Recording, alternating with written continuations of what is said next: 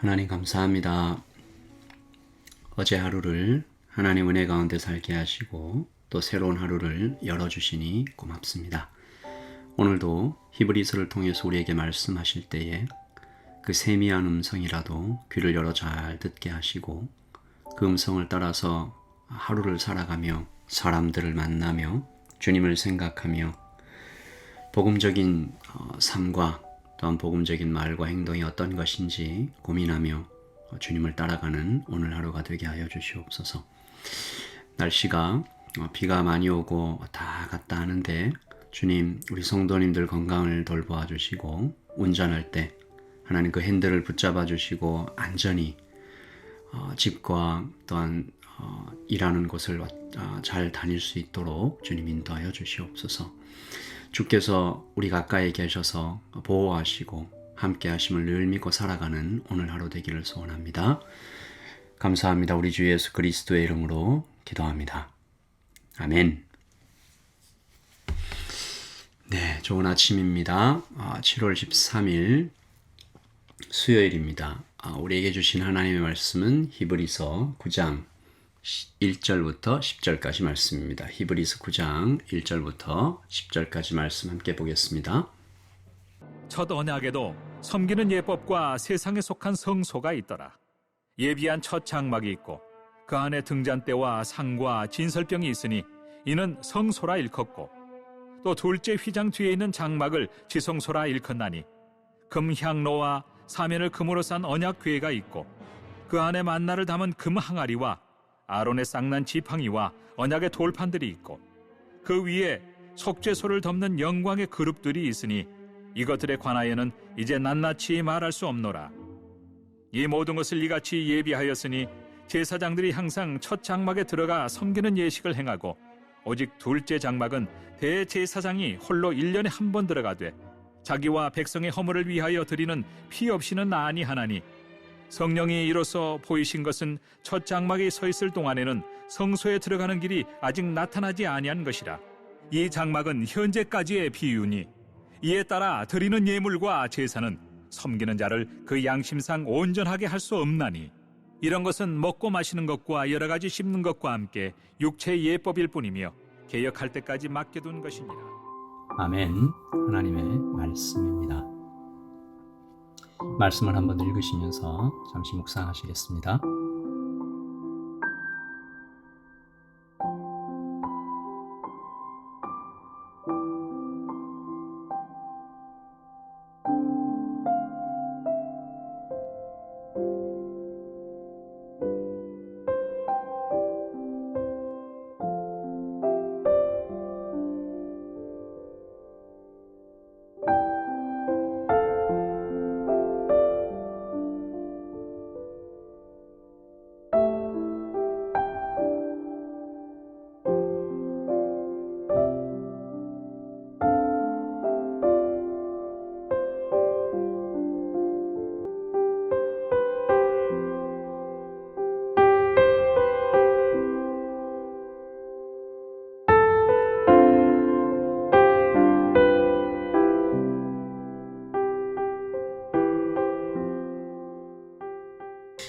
한국에 살 때 제가 이 모델 하우스를 좀 가끔 보러 간 적이 있는데요. 여러분도 가보신 적 있죠?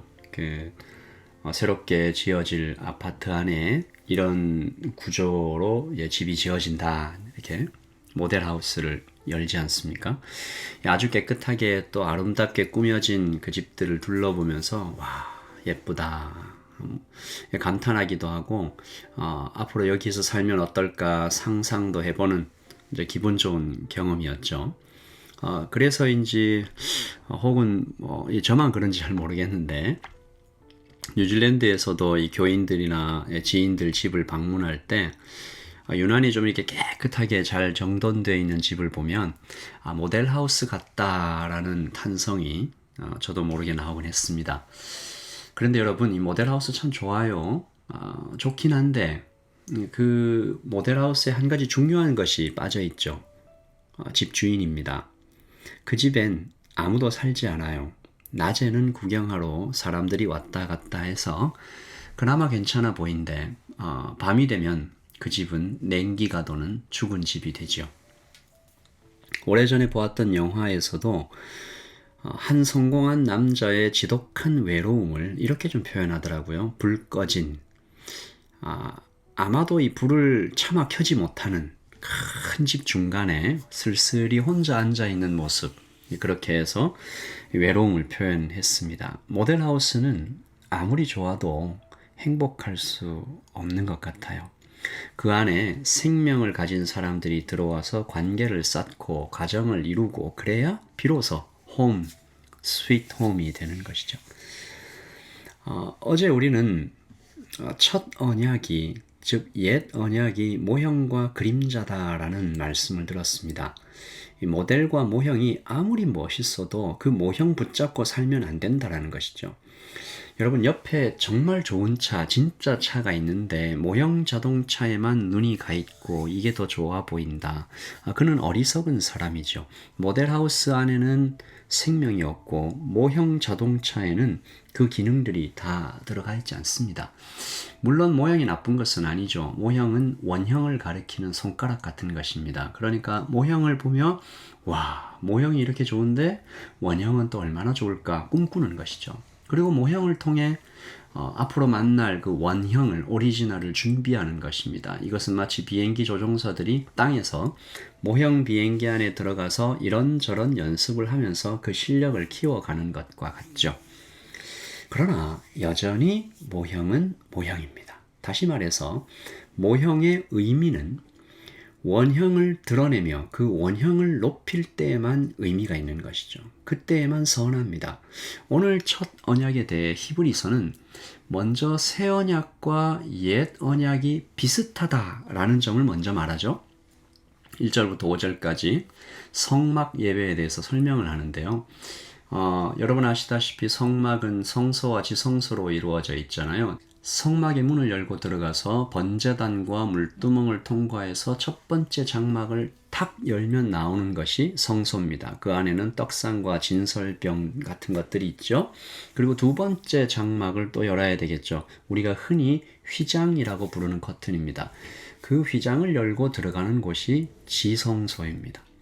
그 안에는 금향로와 금으로 싼 언약궤가 있다라는 것이죠. 그리고 언약궤 안에는 만나를 담은 금 항아리와 아론의 쌍난 지팡이, 그리고 십계명 언약의 돌판들이 있죠. 그리고 그 언약궤 위에 영광의 그룹들로 덮인 속죄소가 있습니다.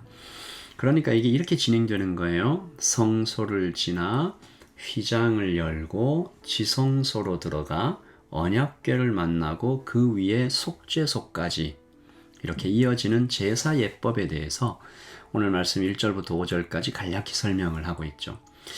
이 순서들에 참 의미가 있고요. 그리고 그 안에 있는 모든 것들이 다 영적인 의미가 있습니다. 제가 예전에 성막 예배에 대해서 6주간 그렇게 말씀을 전한 적이 있었는데 저에게도 참 은혜가 있었고 참석한 분들에게도 참 큰 유익이 있었던 기억이 있습니다. 첫 언약은 그러므로 이제 성막 예배와 같은 모세 율법에 기록된 이런 옛 언약들이 나쁜 것이 아니에요. 하지만 오늘 말씀 7절과 8절에 보시면 이 옛 언약과 새 언약, 즉 원형, 오리지널과는 결정적인 차이가 하나 있다. 7절과 8절을 읽습니다.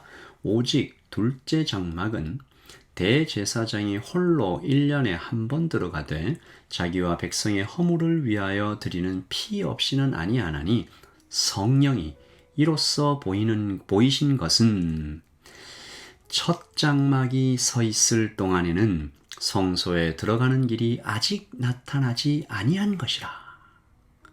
8절 다시 읽습니다. 성령이 이로써 보이신 것은 첫 장막이 서 있을 동안에는 성소에 들어가는 길이 아직 나타나지 아니한 것이라. 성막 예배가 은혜롭고 원형을 잘 보여줘요. 그러나 완전하지 않습니다.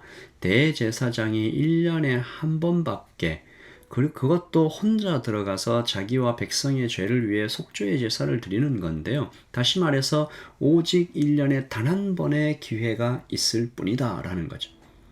오늘 말씀 9절이에요. 이 장막은 현재까지의 비유니 이에 따라 드리는 예물과 제사는 그 섬기는 자를 그 양심상 온전하게 할 수 없나니 옛 언약은 온전하지 않습니다. 그러나 새 언약이 어때요?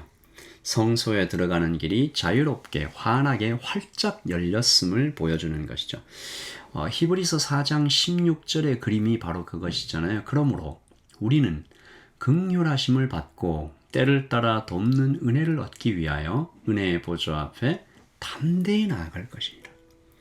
옛 언약 아래 있을 때는 은혜의 보좌 1년에 한 번 대제사장만 홀로 들어갈 수 있었던 곳이죠. 아주 많은 형식을 지켜야 했고 조금의 실수도 용납되지 않았습니다. 저는 이것을 이렇게 한번 표현해 보고 싶어요. 거룩하신 하나님께 죄를 가진 인간으로 가까이 가는 것은 마치 사람이 달의 표면을 이렇게 걷는 것과 같아서, 여러분 사람이 달 표면에서 이렇게 걸어도 안 죽으려면 어떻게 해야 돼요? 일단 우주선을 타고 달까지 가야 되죠. 그리고 우주복을 어마어마한 우주복을 입고 그에 엄청난 장비를 갖춰야 등에 짊어지고 있는 그 산소통이 허락하는 시간만큼 잠시 동안 달 표면을 한번 걸어볼 수 있는 것이죠. 하지만 만약에 달에 사람이 거주할 수 있는 꽤 넓은 우주 기지가 건설된다면 어떨까요? 아니, 거기서 좀 더 나아가서 어떤 기적적인 일어나서 달이 지구와 똑같은 환경으로 변한다면 어떻게 될까요? 사람은 자유롭게 다닐 수 있는 것입니다.